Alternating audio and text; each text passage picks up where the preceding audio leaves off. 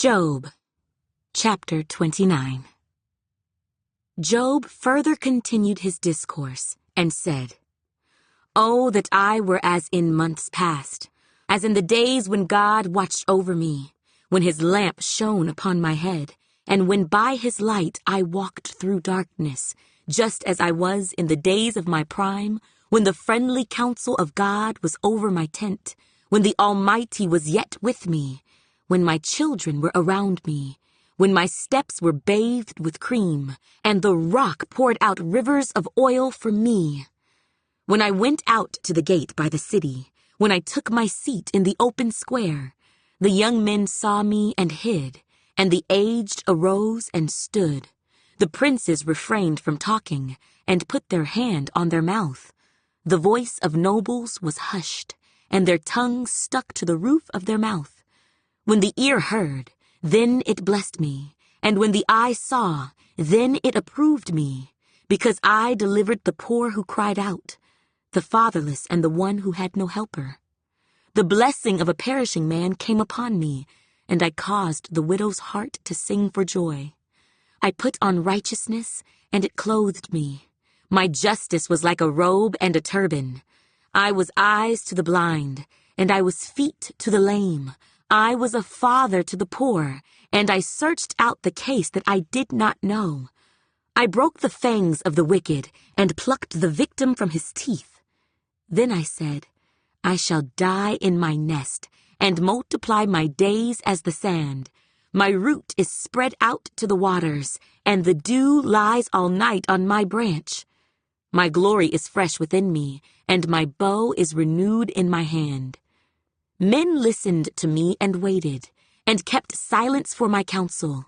After my words they did not speak again, and my speech settled on them as dew.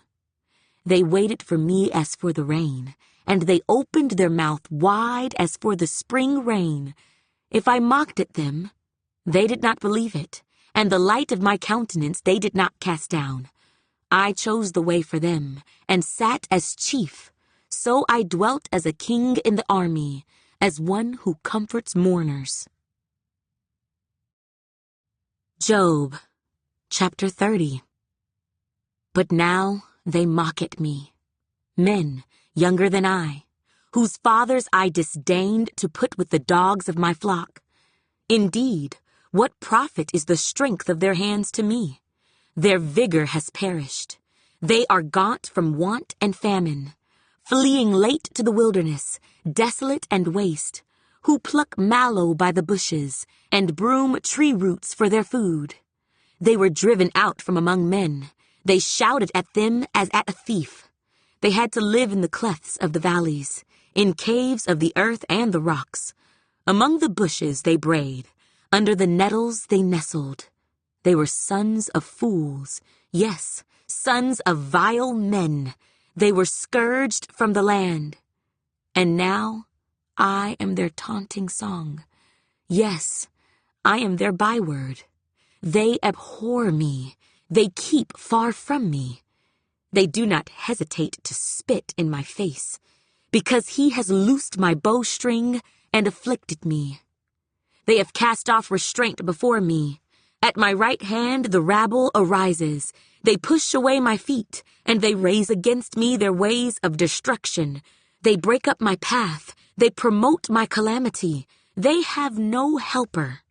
They come as broad breakers. Under the ruinous storm they roll along. Terrors are turned upon me. They pursue my honor as the wind, and my prosperity has passed like a cloud. And now my soul is poured out because of my plight. The days of affliction take hold of me. My bones are pierced in me at night, and my gnawing pains take no rest. By great force, my garment is disfigured. It binds me about as the collar of my coat. He has cast me into the mire, and I have become like dust and ashes. I cry out to you, but you do not answer me. I stand up, and you regard me. But you have become cruel to me. With the strength of your hand you oppose me. You lift me up to the wind and cause me to ride on it. You spoil my success. For I know that you will bring me to death and to the house appointed for all living. Surely he would not stretch out his hand against a heap of ruins if they cry out when he destroys it. Have I not wept for him who was in trouble? Has not my soul grieved for the poor? But when I looked for good, evil came to me.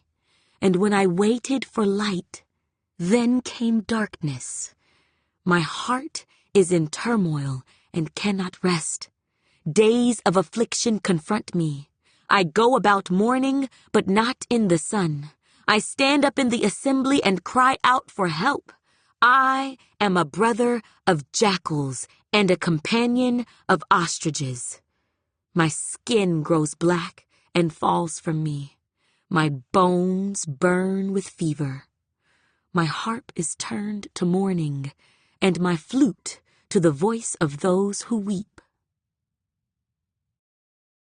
Job, chapter 31. I have made a covenant with my eyes. Why then should I look upon a young woman? For what is the allotment of God from above, and the inheritance of the Almighty from on high? Is it not destruction for the wicked, and disaster for the workers of iniquity? Does he not see my ways and count all my steps? If I have walked with falsehood, or if my foot has hastened to deceit, let me be weighed on honest scales, that God may know my integrity. If my step has turned from the way, or my heart walked after my eyes, or if any spot adheres to my hands, then let me sow, and another eat. Yes, let my harvest be rooted out. If my heart has been enticed by a woman, or if I have lurked at my neighbor's door, then let my wife grind for another, and let others bow down over her. For that would be wickedness. Yes, it would be iniquity deserving of judgment. For that would be a fire that consumes to destruction, and would root out all my increase. If I have despised the cause of my male or female servant, when they complained against me, what then shall I do when God rises up? When he punishes, how shall I answer him? Did not he who made me in the womb make them? Did not the same one fashion us in the womb? If I have kept the poor from their desire, or caused the eyes of the widow to fail, or eaten my morsel by myself, so that the fatherless could not eat of it, but from my youth I reared him as a father, and from my mother's womb I guided the widow. If I have seen anyone perish for lack of clothing, or any poor man without covering, if his heart has not blessed me, and if he was not warmed with the fleece of my sheep, if I have raised my hand against the fatherless, when I saw I had help in the gate, then let my arm fall from my shoulder, let my arm be torn from the socket, for destruction from God is a terror to me, and because of his magnificence I cannot endure.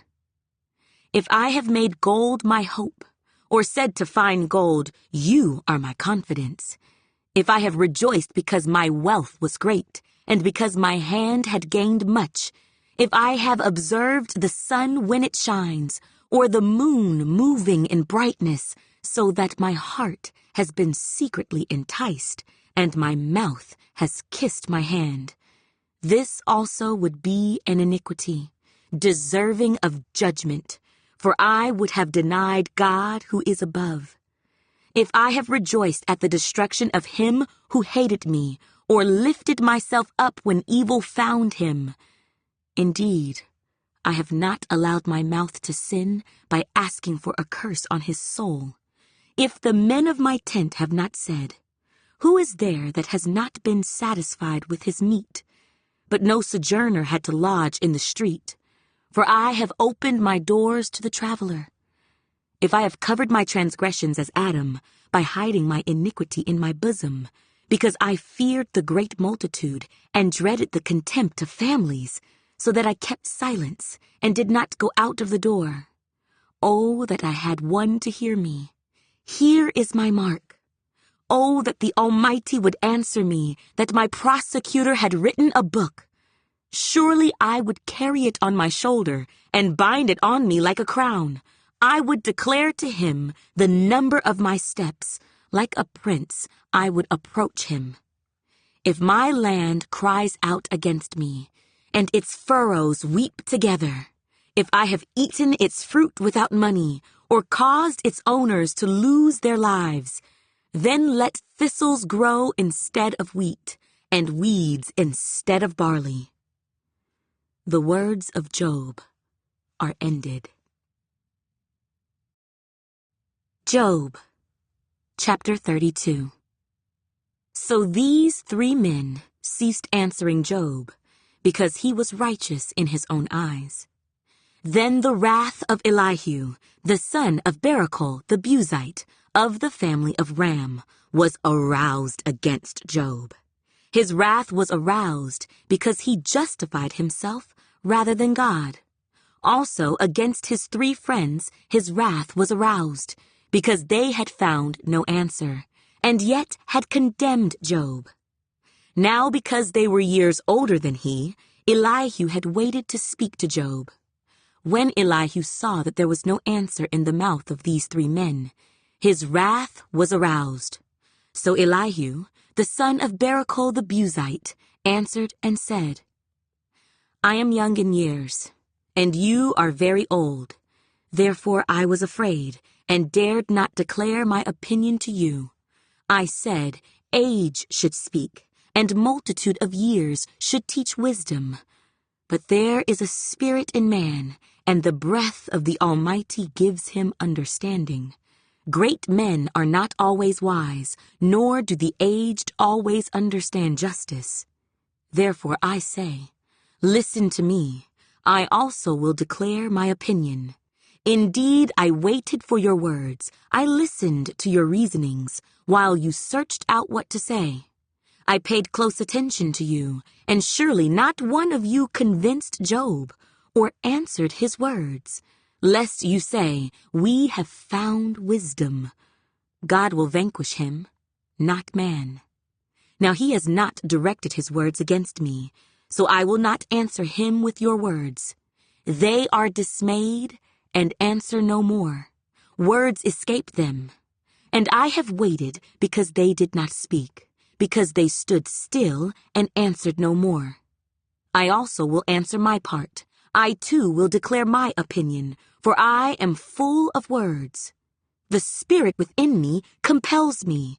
Indeed, my belly is like wine that has no vent. It is ready to burst like new wineskins. I will speak, that I may find relief.